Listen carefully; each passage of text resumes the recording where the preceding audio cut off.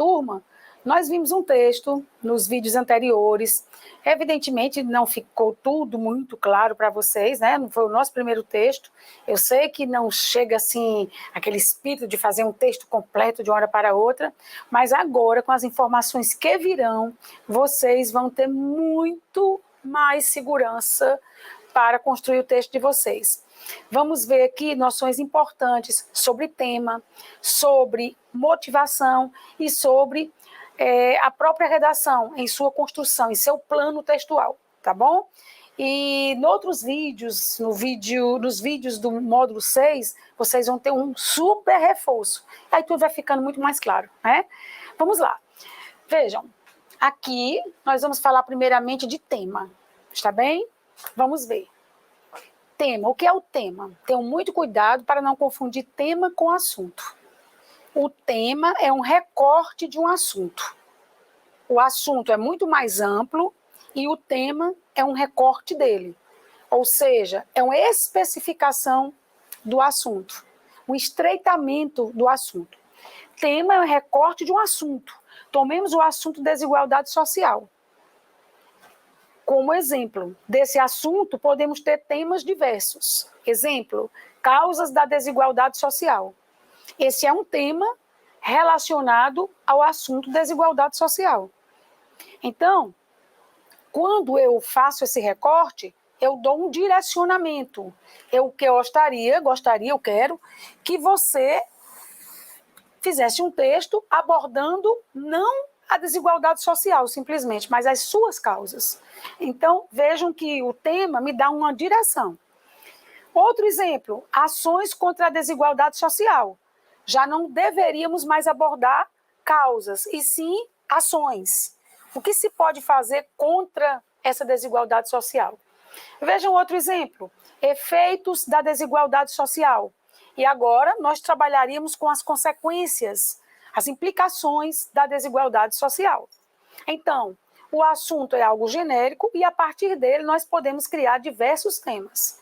Observem que eu grifei, marquei os elementos iniciais dos temas, as palavras iniciais. Lembro a vocês que elas são muito importantes. A desigualdade social no Brasil, mais um exemplo. Aqui eu estreito esse assunto e levo aqui o nosso Brasil para a formação do tema e assim eu tenho uma especificação. Eu não peço que fale da desigualdade social em geral, eu peço uma especificação no Brasil. E alguns outros exemplos que nós poderíamos trazer. É muito importante não confundir assunto e tema, para que não ocorra tangenciamento deste. Como, Rita C? Imaginemos que eu peça a você para falar sobre ações contra a desigualdade social. E você, em vez de mostrar ações que já existem contra ela, que já existiram ou que poderão ainda existir, passa o tempo inteiro do seu texto, todas as linhas praticamente, mostrando como a desigualdade social ocorre, mostrando os seus efeitos, mas em nenhum momento, ou quase em nenhum momento, aborda ações contra esse problema. Então você tangencia, você não segue a linha do tema, você vai pela tangente, tangencia o tema. Então tenham cuidado. Então, assim, mais evidentemente, se você pedisse ações contra a desigualdade social, eu mostraria sim, lá no finzinho do meu texto, quando eu mostrasse uma sugestão interventiva, uma ação interventiva. Não seria suficiente? Eu digo não, porque se o seu tema é ações contra a desigualdade social, e você só fala dessas ações em um dos 4 parágrafos ou 5, você realmente não elevou o tema.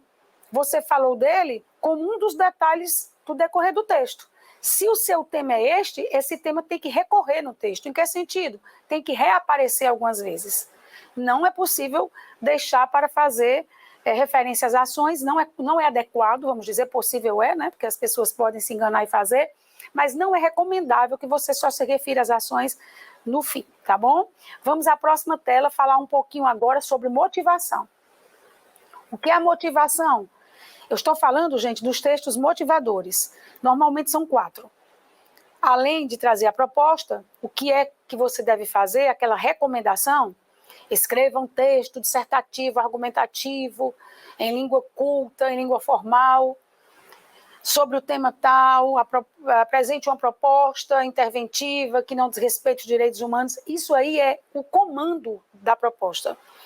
Agora, nós estamos trabalhando com os textos. Tenham muito cuidado com os textos, porque os textos têm relação com o tema, mas tenham cuidado, porque cada um desses 4 textos motivadores também tem seu próprio tema. Então, muitas vezes, você gosta de um daqueles textos e, em vez de desenvolver uma redação sobre o tema da proposta, você se prende a tratar do tema de um dos 4 textos. Então, tenham muito cuidado. Rita, se às vezes eu penso em nem ler os textos. Por quê? Porque eu posso até me influenciar e copiar coisas sem nem perceber. Trazer as mesmas informações, parafrasear os textos, trazer as mesmas ideias. Não faça isso. Leia cada um dos textos. Nós vamos fazer aqui um exercício bem legal, em que nós vamos ver como aproveitar esses textos sem copiá-los, sem parafraseá-los. Vocês vão ver como é fundamental ler os textos. Vocês precisam, sim, estabelecer um diálogo entre os textos motivacionais e o próprio texto de vocês. Porque se eles não fossem importantes, não estariam na proposta, concordam? Eles estão ali para que você consiga puxar alguma informação mais relevante deles e desenvolver essas informações. Nós vamos ver isso na prática. Então, na maioria das propostas de redação, o tema é contextualizado, quase não sai, né, gente? Contextualizado em uma situação. No Enem, há textos motivadores, que, se lidos com atenção, oferecem elementos que contribuem para o plano textual do redator. Para que isso ocorra, você precisa ler com atenção. No entanto, não se deve copiar nem parafrasear. Rita, qual a diferença? Copiar é trazer ipsis literis, ao pé da letra, dos textos motivadores, uma frase, 2 frases, isso é copiar. E parafrasear é não trazer as frases do texto, mas trazer as mesmas informações com outras palavras. Então, não vale, gente, não vale. E também não vale trazer cópia nem paráfrase das questões da prova de linguagens e códigos, nem das questões da prova de ciências humanas, que estão ali juntinho da prova de redação no primeiro dia de aplicação. Você não pode copiar um trecho de um texto da prova. Ah, Rita, sim, mas às vezes o avaliador nem vai perceber, porque ele não leu a prova de linguagens e códigos. A função dele ali é só corrigir a redação Enem. Não posso realmente garantir que ele vai perceber. E também não posso garantir o contrário. Então é melhor não arriscar, tá, gente? No entanto, não se deve copiar nem parafrasear informações desses textos, e sim fazer reflexões a partir delas. Então, as informações dos textos motivacionais estão ali para serem aproveitadas, sim. O que você precisa fazer é desenvolver argumentação a partir das informações. Para isso, é interessante que você exercite aquela nossa perguntinha da curiosidade. Por quê? Se o texto motivacional me disse algo, eu não vou trazer para o meu texto o que ele já disse, mas eu vou refletir sobre o porquê do que ele disse e explorar no meu texto. O porquê do que ele disse e não simplesmente o que ele disse. Vamos, então, passar adiante e vamos ter uma ideia do que é o plano textual. Importantíssimo para a nossa competência 3, minha gente. O texto, bem escrito no Enem, vai possibilitar aos avaliadores saber o plano de texto que veio à mente do candidato quando ele resolveu começar a escrever. O avaliador, a avaliadora, conseguem dizer o plano de texto quando esse texto é bem escrito. Vejam bem, planejar o texto é essencial, pois essa ação contribuirá para a obtenção de argumentos coerentes, para a proporcionalidade entre as partes da dissertação e para a sequência lógica do escrito. Quando você não planeja um texto, gente, você vai, às vezes, fazer parágrafos excelentes, mas um não tem nada a ver com o outro. Nem parece que estão num texto só. Poderiam até trocar de posição. Então, se um texto é bem planejado, eu vou entender o parágrafo 2 depois de ter lido um. Eu vou entender o 3 depois de ter lido os 2 anteriores. Eu vou entender o 4 depois de ter lido os 3 anteriores, porque eles fazem uma unidade. Então, tenham muito cuidado. É preciso planejar o texto. Observem, planejar o texto é essencial, tanto quanto ler os textos motivadores. Planejar o seu próprio texto é essencial. Essa ação contribuirá para a obtenção de argumentos coerentes. Não adianta ter apenas bons argumentos, eles têm que ser interligados. Muito bem. Para a proporcionalidade entre as partes. O que é isso, Rita Cia? Proporcionalidade entre as partes. Ora, a competência 2 vai observar se as suas partes são proporcionais à sua introdução, o seu desenvolvimento e a sua conclusão. Essas são as 3 partes de um texto dissertativo. É preciso haver uma proporcionalidade. A introdução não é tão robusta quanto o desenvolvimento. O desenvolvimento, às vezes, tem 2, 3 parágrafos. A conclusão e a introdução são mais curtas que o desenvolvimento. A introdução é feita em um parágrafo, a conclusão também. Então, é preciso haver uma proporcionalidade. Não faz sentido você fazer uma introdução de 10 linhas e, quando chegar ao desenvolvimento, escrever 6 linhas. Ou até mesmo 10 linhas novamente, porque o nome já diz, desenvolvimento. É a parte que deve trazer mais informações, mais argumentação. Gente, outra coisa importante. Vocês precisam se preocupar com a sequência lógica do escrito. Isso tem relação com a competência 3, pessoal. Tanto quanto a coerência tem relação com a competência 3. Essa parte da proporcionalidade tem relação com a C2, competência 2. Então, nós já começamos a dar umas entradas nas nossas outras competências, além da competência 1, não é verdade? Vamos ver aqui, é na competência 3 que os bons resultados mais se fazem sentir com o planejamento textual. Gente, qual é a competência em que a nota costuma ser mais baixa? A 3. Por quê? Porque às vezes falta uma lógica no raciocínio do texto. Vamos à próxima parte. Entenda melhor a partir de uma das propostas de redação Enem. Agora sim, chegou a hora da prática, turma. Porque, olha, gente, redação só com teoria, não. É preciso que você observe os textos e compreenda como eles se organizam. Proposta de redação. A partir da leitura dos textos motivadores e com base nos conhecimentos construídos ao longo de sua formação. Como se chama isso? Os conhecimentos construídos ao longo de sua formação se chamam repertório sociocultural. Repertório sociocultural. Rita Cia, qual é o seu repertório sociocultural? Você precisa, nessa redação, a todo custo, mostrar que você leu muitos livros? Só o que você tiver trazido das revistas, dos livros, dos filósofos, dos grandes pensadores, é repertório sociocultural? Não. Também é repertório sociocultural o que eu tenho na minha prática, nas minhas experiências de vida, no que eu escutei das pessoas, do que eu observei dos fatos sociais, econômicos, políticos. Tudo está armazenado em uma memória do que eu já tenho como experiência de vida.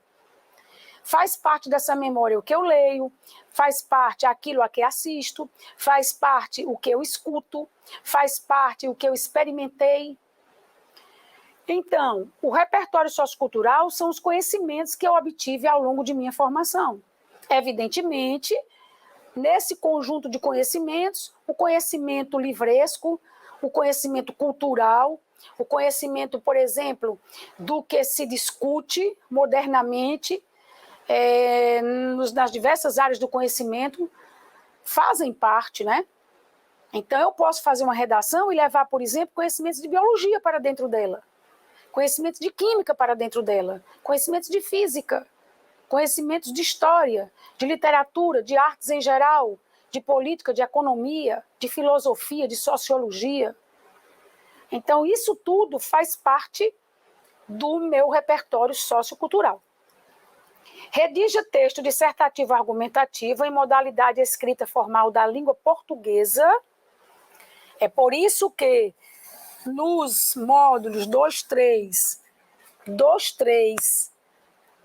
e 4, 5, nós vamos dar uma atenção especial à competência 1, modalidade culta da língua portuguesa. Sobre o tema, reconhecimento da contribuição das mulheres nas ciências da saúde no Brasil. Gente, há pouco tempo nós falamos de tema. Não saia da prova dizendo que o tema dessa prova foi a mulher nas ciências da saúde no Brasil. Não foi. O tema não começou na palavra mulheres. O tema começou na palavra reconhecimento. Não saia da prova dizendo que o tema foi contribuição das mulheres nas ciências da saúde no Brasil. O que você vai discutir é o reconhecimento dessa contribuição.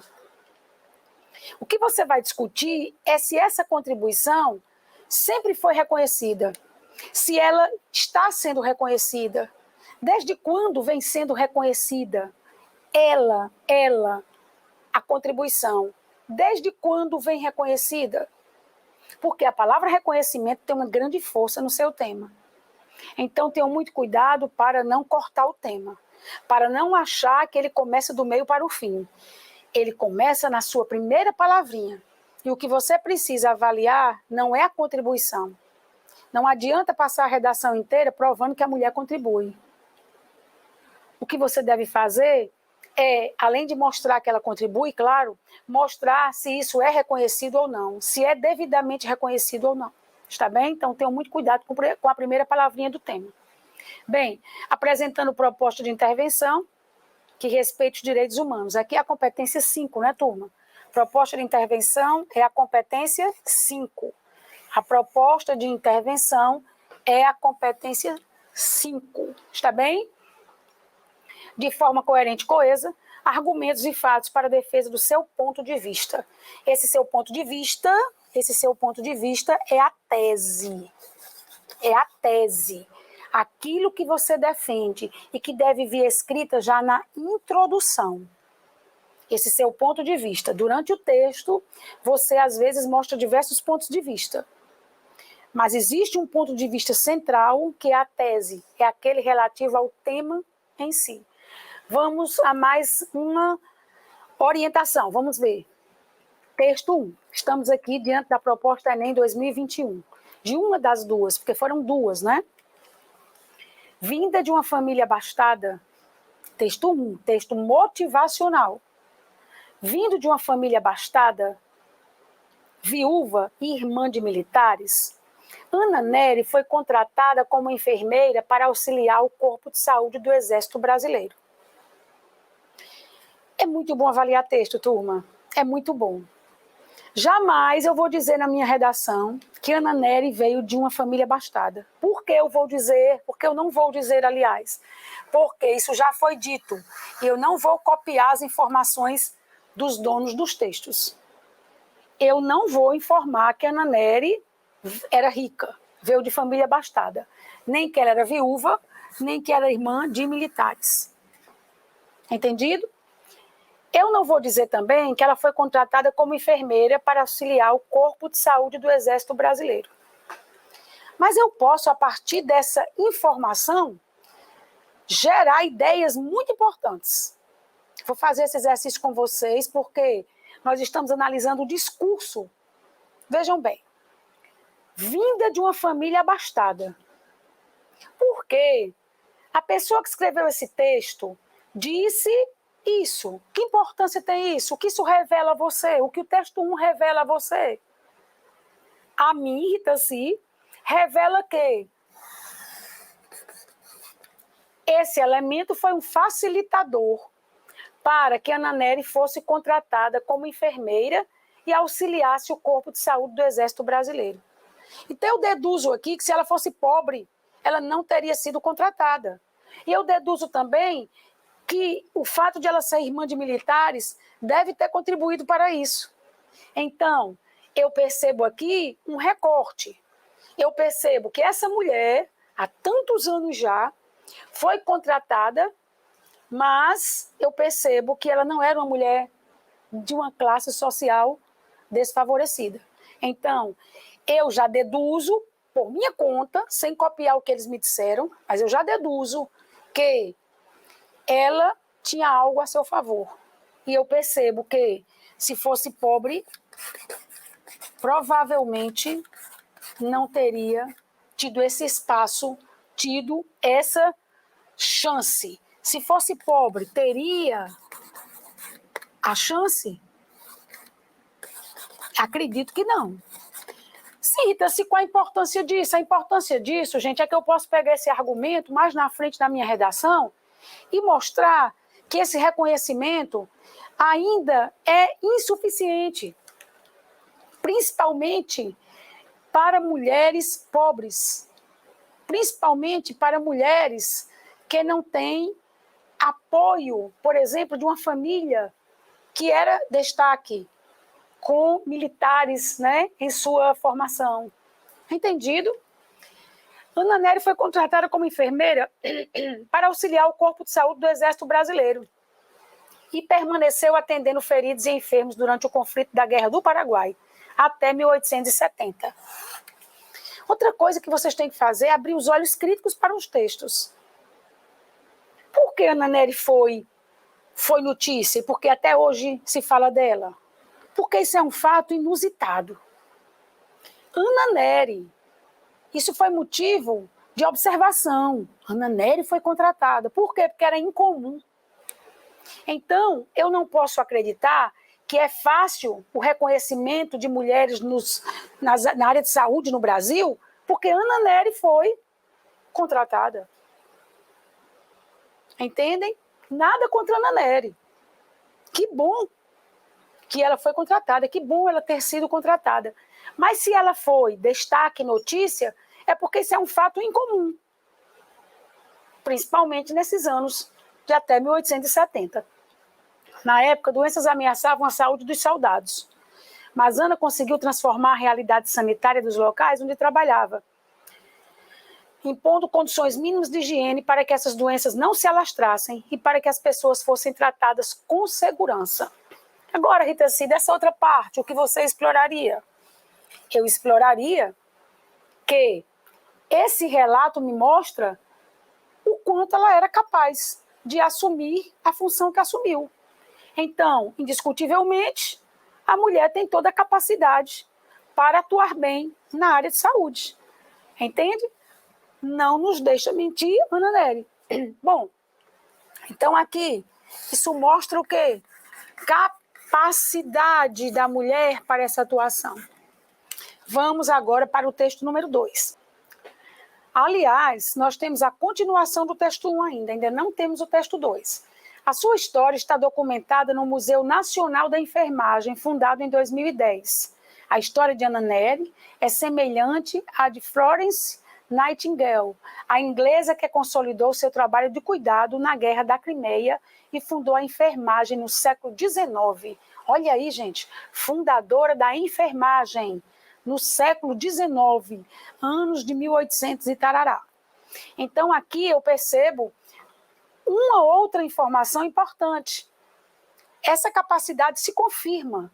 Ana Nery não foi a única, não é verdade?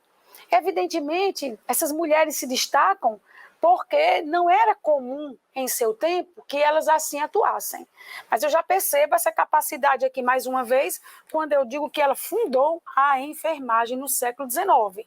Vamos para o texto 2 agora. Vamos lá. Adriana Mello foi pioneira na identificação da relação do Zika com microcefalia. 5 anos após o surto no país, ela ajuda famílias com um projeto singular, que significa diferente, na Paraíba, e diz que ainda há muito a aprender sobre a doença. Infelizmente, o interesse internacional em pesquisa diminuiu muito, reclama Mello, porque o Zika não chegou ao mundo rico, não chegou à Europa, nem aos Estados Unidos. Perdeu-se totalmente o interesse pelo assunto. Para ela, é uma negligência, uma vez que o vírus Zika continua causando novos casos de microcefalia em crianças. Muito bem. Aqui se fala já de uma terceira mulher, da Adriana Mello. E observe que ela foi pioneira na identificação da relação do Zika com microcefalia, com a microcefalia, é assim que devemos falar, com a microcefalia. Então aqui vocês percebem que, além das duas, esta mulher se destaca. E agora nós temos um caso do presente. Então, os textos vêm nos provando que as mulheres têm uma capacidade para atuação na área de saúde no mundo, não só no Brasil, até no mundo também, porque a segunda mulher não era brasileira. Muito bem. Depois, o texto fala de algo que nós não poderemos explorar. Eu percebo a importância da Adriana Mello porque ela é uma pesquisadora que contribui, né, com famílias hoje, a partir de um projeto especial, bem diferente, na Paraíba, e que ela foi pioneira na identificação de algo importantíssimo. Então, reconheço mais uma capacidade. Vamos reconhecer a partir dos textos. Muito bem, vamos para o texto 3. Vamos ler os textos neste vídeo e no próximo texto nós vamos fazer um exercício especialíssimo a partir dessa leitura. No texto 3, nós temos uma médica que trabalha muito, né? A vida de uma médica entre 6 hospitais e 3 filhos durante a pandemia. Então, aqui é uma quarta mulher, né? A quarta mulher que traz a sua contribuição, que é o nosso tema. Entro em casa pela porta dos fundos, higienizo as mãos com álcool gel, tiro a roupa na lavanderia, coloco direto na máquina de lavar, sigo para o banho. Agora, essa é minha rotina. A pior parte é a de não chegar perto das crianças. Isso aqui eu não vou levar em consideração para o meu texto. Apenas vou tratar do que diz respeito à contribuição para a área de saúde. Depois se diz que ela sai do banho e atende a ligações. Retorna a primeira e uma amiga cardiologista conta que não vai voltar ao hospital por estar doente. Ela já vinha apresentando um quadro, vamos para a próxima tela, de moleza desde sábado, mas como nós médicos estamos habituados a fazer, ignorou os sintomas. Então é preciso que vocês também percebam o que vocês precisam aproveitar e o que não precisam. Esse fato que ela relata, né, de ter uma colega doente, de os médicos sempre arriscarem, perceberem o risco só depois, não será relevante para o que vocês precisam provar, que é a necessidade de reconhecimento, a justiça do reconhecimento da contribuição feminina nas situações de saúde. Vamos para o último texto. Olha que interessante. Olha que texto rico, gente. Olha essa figura de uma criança. Aqui nós temos um balde, né? Uma lixeirinha. E nessa lixeira nós temos 2 super-heróis, o Homem-Aranha e o Batman. O Batman deste lado, o Homem-Aranha no outro. E ele deu voo à enfermeira. Ele deu voo a uma figura que realmente nos salva. Ele preferiu brincar com a figura da enfermeira, com a bonequinha da enfermeira, a brincar com os dos homens que seriam heróis e que, na verdade, nada fazem por nós. Então, essa figura, para mim, foi o melhor texto da prova. A gente encerra o vídeo aqui e no próximo continua aproveitando tudo que foi discutido. Até já já, gente.